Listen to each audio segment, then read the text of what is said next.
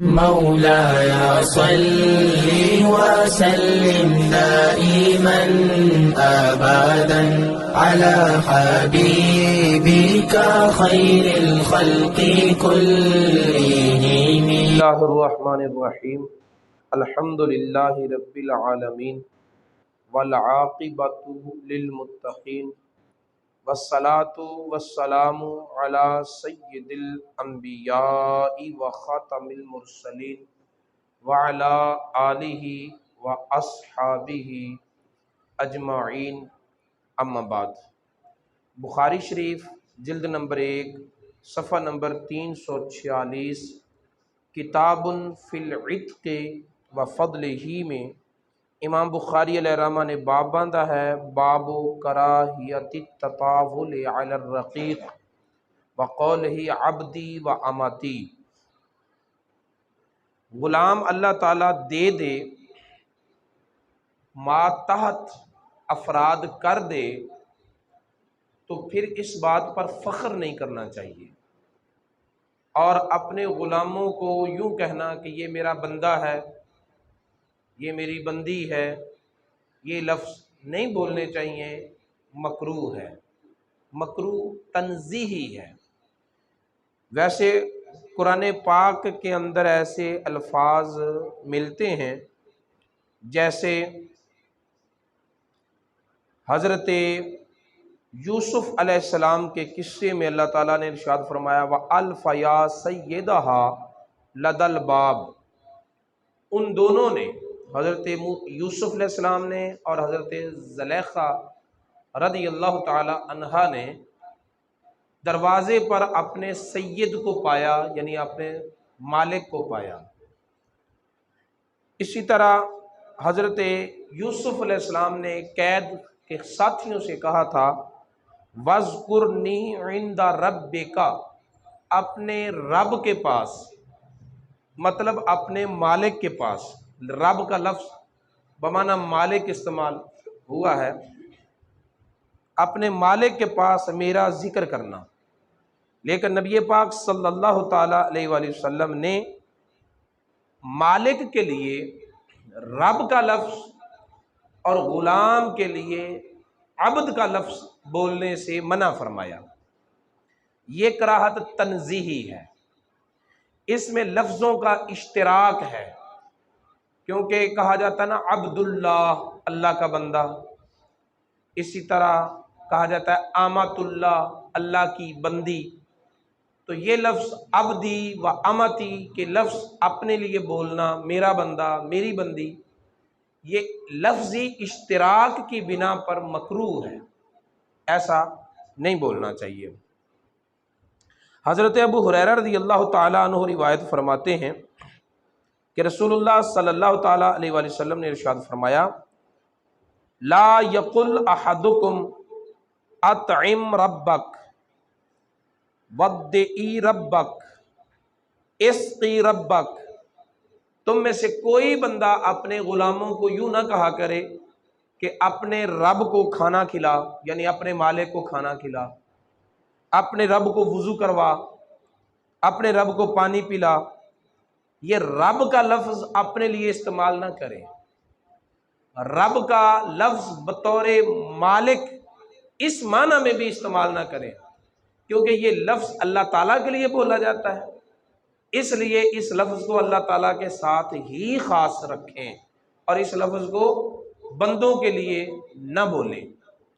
اسی طرح انہیں یہ کہنا چاہیے کہ سیدی و مولایا، میرا آقا، میرا مولا، یوں کہو، لیکن ربی نہ کہو۔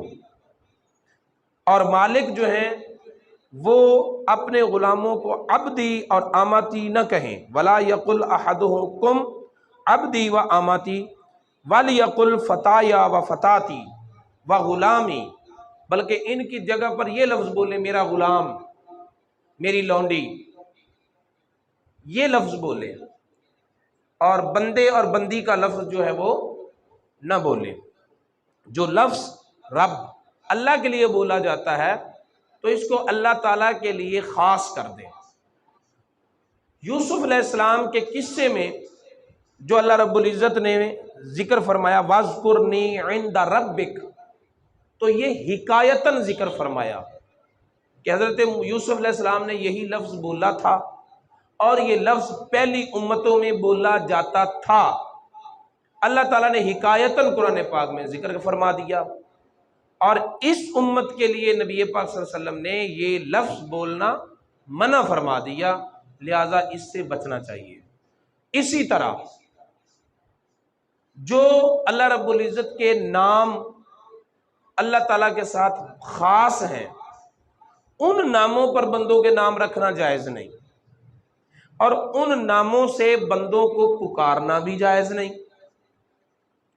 مثلا بچے کا نام رکھتے ہیں محمد سبحان، تو یہ نام رکھنا بالکل جائز نہیں، اس لیے کہ سبحان لفظ اللہ کے لیے خاص ہے، یہ اللہ تعالیٰ کے ناموں میں سے ایک نام ہے، تو یہ کسی بندے کا نام نہیں رکھا جا سکتا۔ ہاں عبد السبحان رکھ دیں، سبحان کا بندہ، سبحان نہ رکھیں، عبد السبحان رکھیں۔ اسی طرح غفار، ستار، یہ وہ نام ہیں جو اللہ تعالیٰ کے ساتھ مخصوص ہیں، بندوں پر نہیں بولے جاتے۔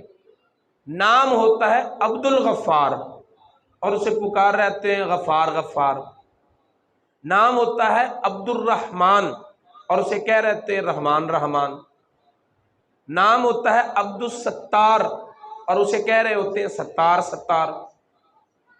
تو یہ بڑی عام پھیلی ہوئی غلطی ہے، اس سے بچنا چاہیے۔ اللہ تعالیٰ کے ناموں کو بندوں پر نہیں بولنا چاہیے، اس بارے میں پوری احتیاط کرنی چاہیے۔ کسی کا نام محمد سبحان رکھیں نہیں، عبد السبحان رکھیں، اور عبد السبحان رکھنے کے بعد پھر اسے عبد السبحان ہی کہیں، سبحان نہ کہیں۔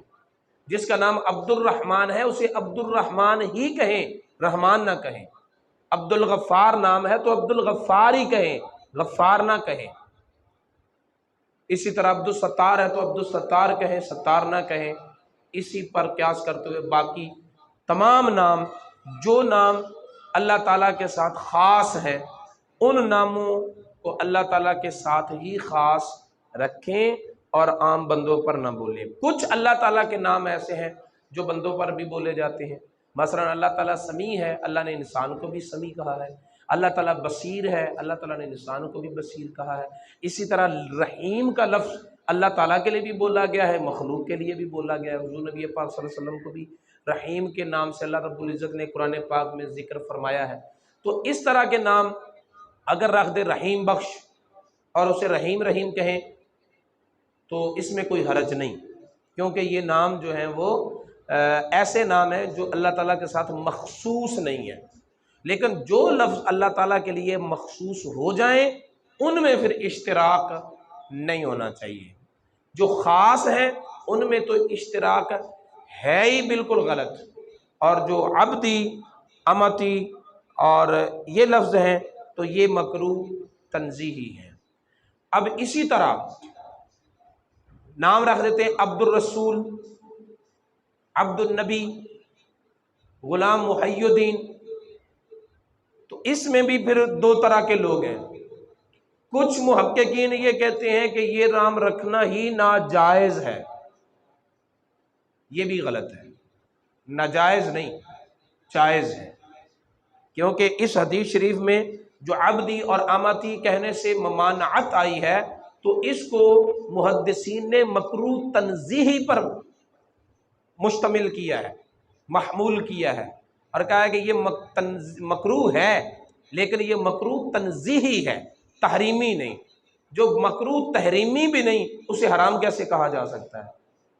ٹھیک ہے، اور جو پھر ان ناموں کو ترجیح دیتے ہیں تو بھی ٹھیک نہیں، اس لیے کہ یہ نام جائز ہیں لیکن مکروہ ہے، مکروہ تنزیہی ہے، کراہت تنزیہیہ ان میں ہے اس حدیث شریف کی روشنی میں۔ اور یہ بات مولانا غلام رسول رضوی صاحب نے تفہیم البخاری شریف میں، بخاری شریف کی شرح میں بھی یہ لکھی ہے کہ عبد النبی، عبد الرسول، اس طرح کے نام رکھنا مکروہ تنزیہی ہے، حرام بھی نہیں کہا جا سکتا لیکن ان کو افضل بھی نہیں کہا جا سکتا، یہ مکروہ तंज़ीही के ज़ुमरा में आते हैं। आगे इमाम बुखारी अलैहिर्रहमा ने हदीस ज़िक्र की है हज़रत अब्दुल्ला बिन उमर रज़ी अल्लाह ताला अन्हु से कि नबी पाक सल्लल्लाहु अलैहि वसल्लम ने इरशाद फरमाया, कुल्लुकुम राई, तुम में से हर बंदा हुक्मरान है, हर बंदा हाकिम है, व मसऊलुन अन रइयतिही, और हर बंदा अपनी रियाया के बारे में सवाल किया जाएगा, उससे पूछा जाएगा।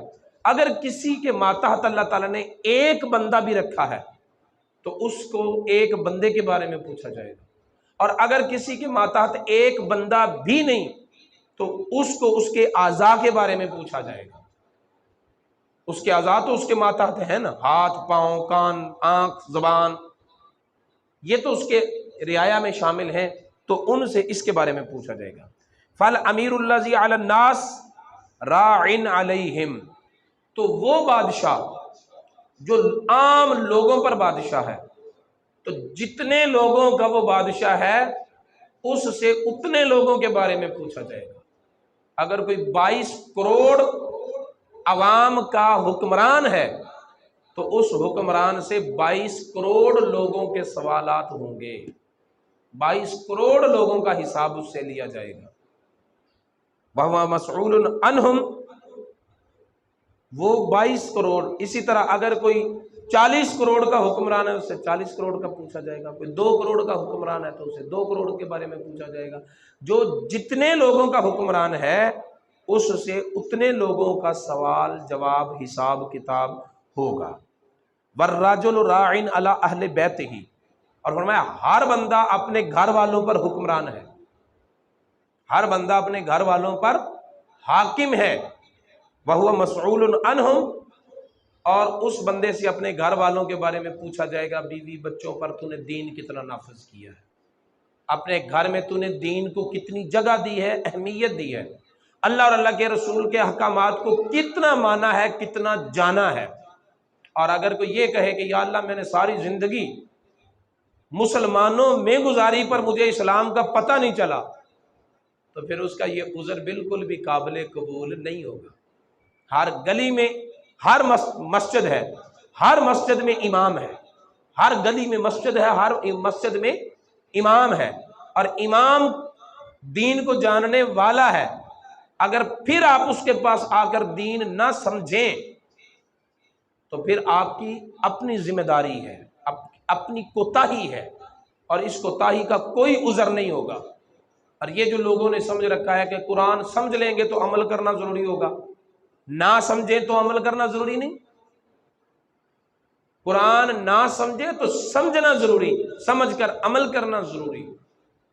ठीक है, तो ये जान नहीं छूटेगी कि कुरान पढ़ेंगे तो अमल करना जरूरी है, ना पढ़ेंगे तो अमल जरूरी नहीं है। ये तुम पर इस्लाम ने फरीजा आयद किया है, कुरान को समझें, कुरान पर अमल करें, नबी पाक की अहादीस को समझें, नबी पाक की अहादीस पर अमल करें। फरमाया कि तलबुल इल्म फरीदतुन अला कुल्ल मुस्लिमिन व मुस्लिमतिन, औ कमा काला रसूलुल्लाह सल्लल्लाहु अलैहि वसल्लम, इल्म का हासिल करना हर मुसलमान मर्द और औरत पर फर्ज है। और वो इल्म जो अल्लाह और अल्लाह के रसूल ने फ़र्ज़ किया है वो ज्योमेट्री का इल्म है, वो रियाजी के अलजबरा का इल्म है, वो फिज़िक्स का इल्म है, वो कोई अंग्रेज़ी के 12 टेंसों का इल्म है, वो दीन का इल्म है जो अल्लाह ने फ़र्ज़ किया है। लिहाजा इल्म हासिल करना हर बंदे पर लाजिम और ज़रूरी है, और उससे पूछा जाएगा उसने खुद कितना इल्म पढ़ा है, अपने घर में दीन का कितना इल्म फैलाया है, अपनी औलाद को कितना इल्म पर चलाया है, दीन पर कितना चलाया है। वल मरअतु राइयतुन अला बैति बालिहा व वलदिही, फरमाया और जो औरत है ये भी हुक्मरान है अपने खामद के घर में, अपने खामद के माल की, अपने खामद की औलाद पर हुक्मरान है। और इससे पूछा जाएगा कि इसने औलाद की तरबियत कैसे की है, इसने माल की हिफाजत कैसे की है, इसने घर की हिफाजत कैसे की है, चार दीवारी की इज्जतों को किस तरह इसने महफूज रखा है, इससे पूछा जाएगा। फरमाया वाहिया मसऊलतुन अन्हुम, اس سے بھی پوچھا جائے گا۔ وَالْعَبْدُ رَاعٍ عَلَى مَالِ سَيِّدِهِ وَهُوَ مَسْئُولٌ عَنْهُ، اور جو غلام ہے، غلام یہ بظاہر غلام ہے لیکن یہ بھی حکمران ہے، یہ حکمران ہے اپنے مالک کے مال کا، جو اس کی کسٹڈی میں دیا گیا ہے، جو اس کی نگرانی میں دیا گیا ہے۔ وہ بکریوں کی شکل میں ہے، وہ بھیڑوں کی شکل میں ہے، وہ گایوں کی شکل میں ہے، وہ اونٹوں کی شکل میں ہے، وہ درم اور دینار کی شکل میں ہے، وہ مزید دوسرے غلاموں پر نگرانی کی شکل میں ہے، وہ جس انداز میں بھی ہے، غلام بھی مالک ہے، اس سے بھی اس کی رعایا کے بارے میں پوچھا جائے گا۔ پھر آپ نے فرمایا الا فکلکم راعٍ وکلکم مسئول عن رعیتہ، خبردار تم میں سے ہر بندہ راعی ہے، حکمران ہے، اور ہر بندے سے اس کے رعایا کے بارے میں پوچھا جائے گا۔ یہ ذمہ داری ہے، اور اس ذمہ داری کو نبھائیں، آگے پھیلائیں، جہاں تک ممکن ہو نبی پاک صلی اللہ علیہ وسلم کے دین کا پیغام آگے کنورٹ کریں۔ جو لوگ آپ کے ماتحت ہیں، آپ کی اولاد ہے، آپ کے چھوٹے بہن بھائی ہیں، آپ کے ملازم ہیں، آپ کے دوست ہیں، تو ان تک دین کا پیغام پہنچانا لازم اور ضروری ہے۔ دین کو سمجھنا فرض ہے، ضروریات کا علم فرض عین ہے۔ مثلا نماز کے مسائل، روزے کے مسائل، جس پر حج فرض ہو جائے اس کو حج کے فضائل، جس پر زکوٰۃ فرض ہو اس کو زکوٰۃ کے مسائل سیکھنا ضروری ہے۔ بچہ بالغ ہو جائے، اس کی شادی کا موقع آ جائے تو نکاح اور طلاق کے مسائل کا سیکھنا اس پر لازم اور ضروری ہے۔ والدین کے حقوق کے متعلق سیکھنا لازم اور ضروری ہے۔ ضروریات دین کو سیکھنا لازم اور ضروری ہے، اور ضروریات کے علاوہ کسی بھی علم میں مزید مہارت حاصل کرنا یہ فرض عین نہیں، یہ فرض کفایہ ہے۔ وہ بعض لوگ بھی حاصل کر لیں تو سب کے لیے کافی ہو جائے گا۔ علم حاصل کرنا ضروری ہے، پھر اس علم کو نافذ کرنا ضروری ہے۔ جتنے لوگ آپ کے ماتحت ہیں، آپ ان اپنے ماتحت لوگوں پر دین نافذ کر دیں، پورے ملک میں نظام مصطفیٰ قائم خود بخود ہو جائے گا۔ کسی ایجنسیوں کے روکنے سے بھی وہ نہیں رکے گا۔ اور یہی طریقہ نبی پاک صلی اللہ علیہ وسلم کا تھا۔ جب آپ نے نظام قائم کیا تھا تو ایک ایک بندے پر نظام اپنا اسلام کا نافذ کیا تھا، ایک ایک شخصیت پر نظام قائم کیا تھا، اور پھر کرتے کرتے پورے علاقے میں نظام مصطفیٰ ہی نظر آئے۔ اللہ تعالیٰ کی بارگاہ میں دعا ہے نبی پاک صلی اللہ تعالیٰ علیہ وآلہ وسلم کی تعلیمات کو سیکھنے اور ان پر عمل پیرا ہونے کی توفیق عطا فرمائے۔ مولاي صل وسلم دائما أبدا على حبيبك خير الخلق كلهم